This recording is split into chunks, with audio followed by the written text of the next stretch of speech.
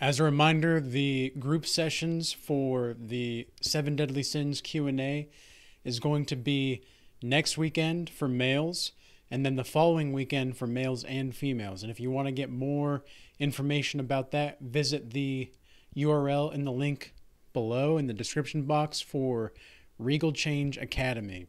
And you'll find out how to get in contact and how to set your spot and everything like that. It is $20 to attend, and the only reason for that is to weed out anybody that is just kind of trolling or not sincere about their intentions. So, with that being said, the topic for today is how they broke your trust, and now they regret it.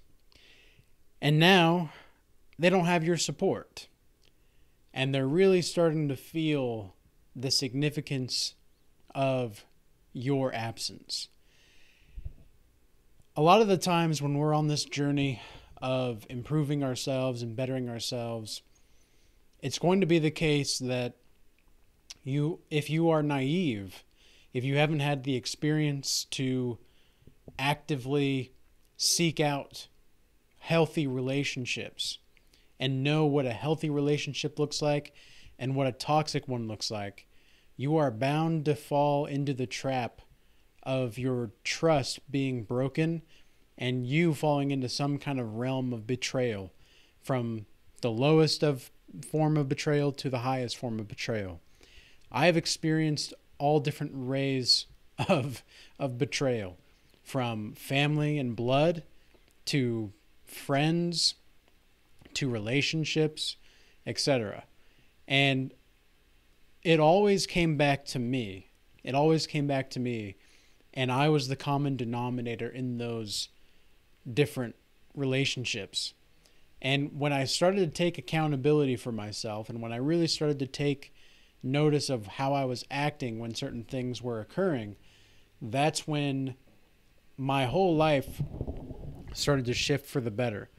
So it all stems from you taking accountability for what you're doing and making sure that your word is not being broken. Because if you are breaking your word in this life, if you are breaking your word, you might as well be betraying yourself. And so if you're betraying yourself, you're bound to have people around you betray you in one way, shape, or form or another.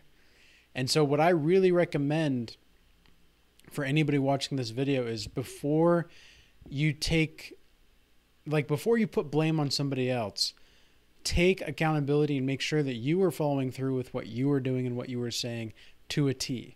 Because if you weren't, that's entirely on you. That's entirely your fault. That's entirely your prerogative to change, whether you want to or not. And when it comes down to certain kinds of relationships, it really comes down to, do you want to lose this person or do you want to lose your self-respect? Those are sometimes the only two options that you have. And when you choose not to lose your self-respect, that's when the people start to realize your worth. And that's when people start to realize the value that you were able to bring. Now, I would encourage you not to dwell on this, wanting this person to see your value. Because if they disrespected you, then the chances are that they never really had your best intentions in mind to begin with. They were about themselves. They were about what the relationship could be for them and what they could get out of it. This was a person that, if they're disrespecting you, they're bound to disrespect themselves in other ways. So this is honestly a person you don't even want to be around. And I've had some people in my consultations, not a lot, just a few, where they've asked me if they should try to get their ex back or whatever. And I think to myself, no, I'm a one-shot kind of guy. I am one strike and you're out. And I know that sounds it can be kind of harsh, and that's just the way I like to live my life. Because if I If I see that you're consistent and I see that you're trying and I see that you're improving, even though you're not perfect, of course I'm going to like keep you around. I like to keep good things. I like to keep things that are good. Sometimes the good things are messy, but that's okay. That's all right. But other times, people will blatantly disrespect you and then come back to you as if they didn't blatantly disrespect you and pretend like they were always there for you. Well, I was always here for you. No, you weren't. Where were you? You were nowhere to be found. And so sometimes the greatest gift that you can give these kinds of people is your absence. And when you give people your absence, when you give people the opportunity to miss you, and they do, and here's the other thing, sometimes they don't miss you just because they miss you. They miss you because of what you could supply to them. They miss you based off of what you could give them. Because what I found with most women that were in, like, we were in talking stages or almost developing into a relationship, but we never really got there officially. What I've noticed is that when I poured my spirit into these women, they acted as if the things that I was educating them on and teaching them about were things that they knew, when it was obvious that they didn't know it until afterward. And then they started to showboat what they knew to other people as if they were the ones that came up with it. And it was like when it comes to relationships and such. And I just thought to myself, look, this is silly. But I understand that women are more followers than men.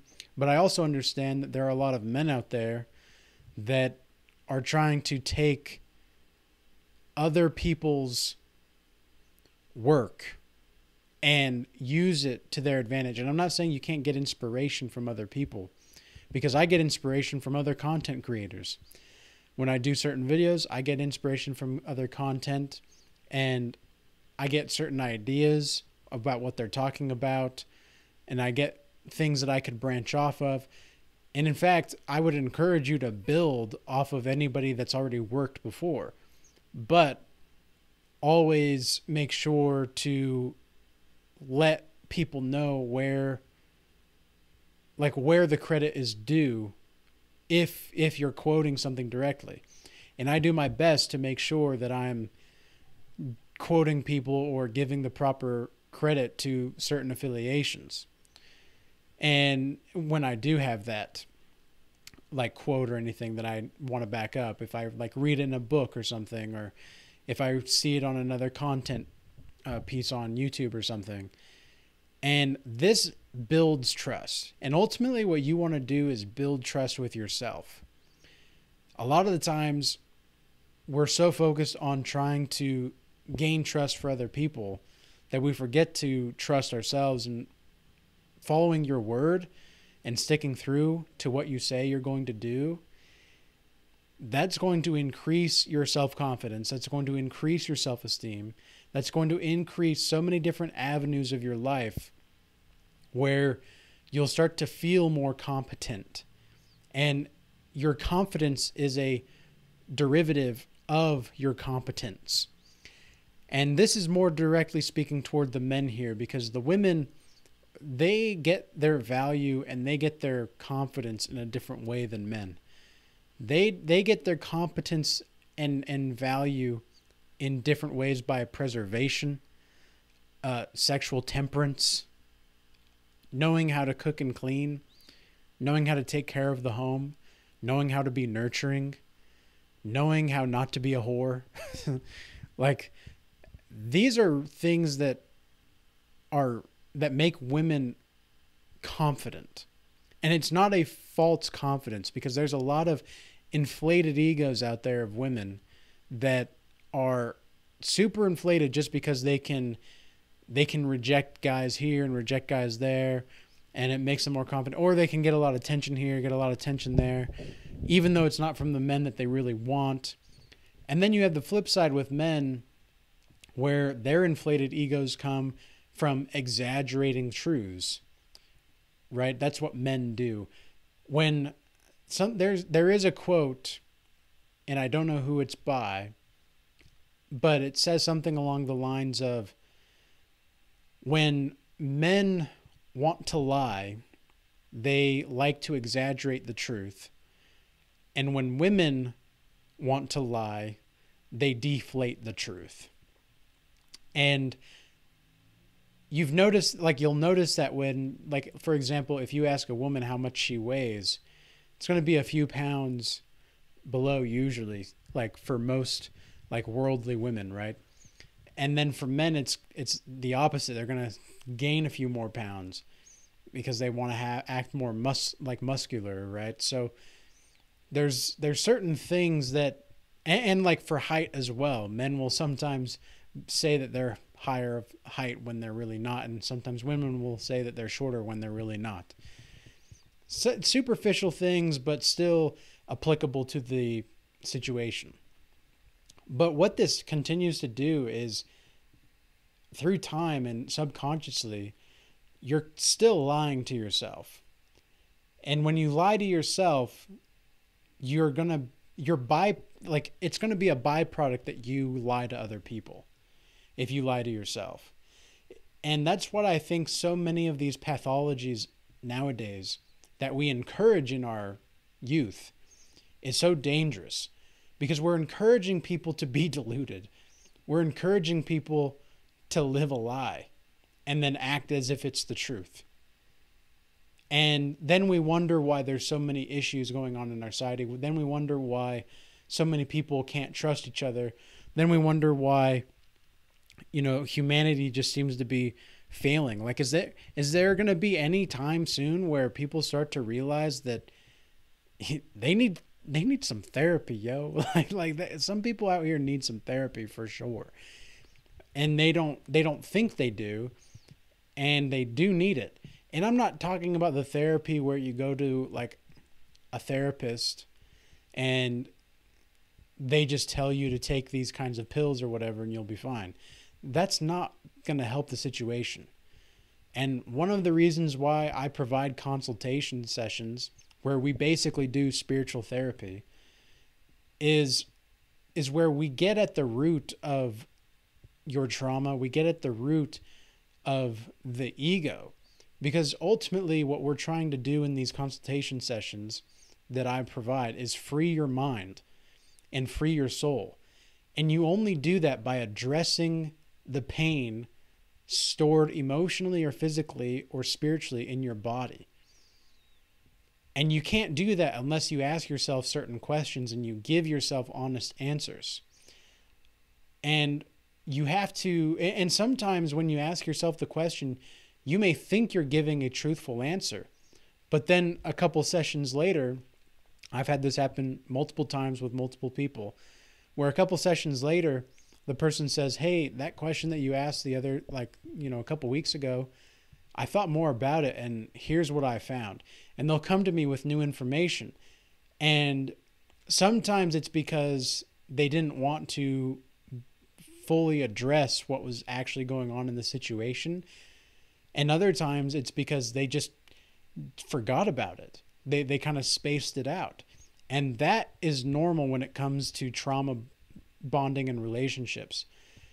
And I know this because I myself dealt with this problem when I was healing spiritually. I actually had memories after my concussion. I had a concussion when I was about 9 years old, and I didn't remember like anything before that. Still don't. I have memories like here and there and glimpses, but still don't really remember much before I was 9. But even after that, even after I was 9, like I had certain like cuts in my memory where I couldn't recall certain significant events accurately. And the reason is because I was so gaslighted by the narcissists around me that I had to reframe the situation in my mind. Like, I was told what the situation was, and in my mind I was like, no, that's not what it was. But then there were multiple people around me, and the flying monkeys of the narcissist. Anybody that knows the term flying monkeys, they're basically just people that are going along with the narcissist agenda. And all the flying monkeys were telling me, oh yeah, no, this is the way it was. Okay, that doesn't really make sense, but okay. So your mind literally gets jumbled because you're living in a false reality. And it's just the gaslighting that really can make it very hard to recall certain information and certain events. And so this is what happens in consultation sessions, where we go through these things and we make sure that we're getting all of the information and all the data factually, so that we understand where we need to go and how we need to progress. Because ultimately, if you can't trust your own memories, if you can't trust your own cognitive ability to discern, if you can't trust in God, how are you going to trust anybody else? And to be honest with you, I don't even condone a lot of the times, or even say, I guess condone isn't the right word. I don't advocate for you to just trust people. I say vet people out, trust people's actions, not who they are, because people are highly unpredictable. In fact, I don't even recommend for you to take everything that I'm saying here at face value. Really challenge it. Really think about it. There was a comment, actually two comments yesterday that I responded to in another video. And they were telling me that in this video, what I was saying was hitting hard. And my response was, well, if what I'm saying is hitting hard, then maybe you should ask yourself why. And the reason being is because if what I'm saying is true and it's hitting hard, then what are you doing to improve yourself? And if what I'm saying is not true, then why is it hitting so hard? Where's that ego there? Because that's ego. That's ego there telling you something. Your ego's getting bruised one way or another. And sometimes that's going to happen when you speak the truth into being. Not a lot of times people are going to respond in a way that is pleasant. And it's not like we hate people. It's not like we speak the truth for hate, because truth is love. Truth is love. 100%. That's something I learned reading about Jesus. Jesus spoke nothing but the truth. And he was nothing but love. But man, some of that stuff that he said was pretty harsh. Like, because you think to yourself, this was a guy that was so, he wasn't necessarily contradictory, but he was just a figure that was very controversial. Even to this day, still controversial. Perhaps even the most controversial person or character in a book ever. And I'm not just saying that like Jesus is just in a book, a character in a book. That's not what I'm saying. I'm just saying that if there are any people that are atheists or agnostic or on the fence about Jesus watching this, I'm trying to help relate to you, to bring you closer to the light. Because in this channel, we're not religious. However, I do follow Christ. And most of the things that happened on my spiritual journey were accidental. Like, they just happened. And that's just kind of how I've lived my life. And the way that Jesus came into my life was just a happening. I was atheist for quite some time. I didn't have a lot of trust in God. And in fact, when I didn't trust God, what I was really doing was hurting myself. And when I didn't have God's support, that's when I started to really feel the burdens of existence and life itself. It was as if, how do I even describe it? It's very difficult to say and to describe, because it was as if the numinous quality of existence was beyond anything superfluous around me. And yet I couldn't get beyond the superfluous. I couldn't get beyond that which I couldn't see in front of me. And it was hell. It was hell. And it was only when I started to trust in my Creator, this higher sense of being, that's when things started to get better. But when I was lost, I wasn't necessarily at my lowest point, but when I was lost, I didn't know who to trust. I didn't know where to go. I didn't know who to follow. All I knew was that I didn't have trust in the government. I still don't. I didn't have trust in anything the media was saying. I didn't have trust in my friends anymore because I had so many people just walk away from the situation or backstab or betrayed. I didn't have trust in my family because I was changing so much and they couldn't accept it.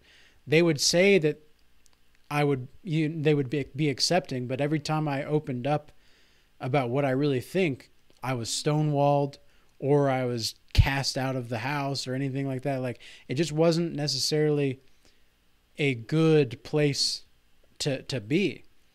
And some of you guys may relate to this because if you're following a spiritual path, when you are on the narrow path following the Most High, that kind of stuff is going to happen.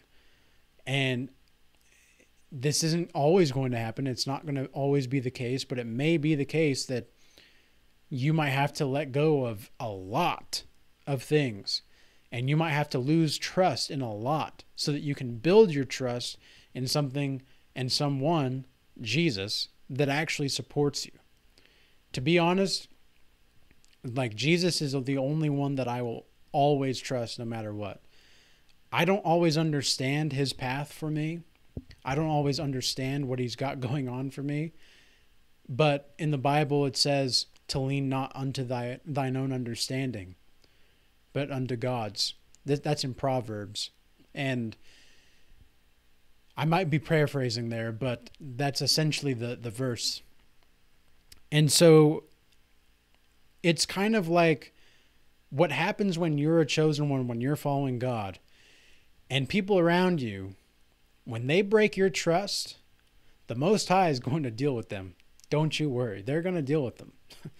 And God sees everything.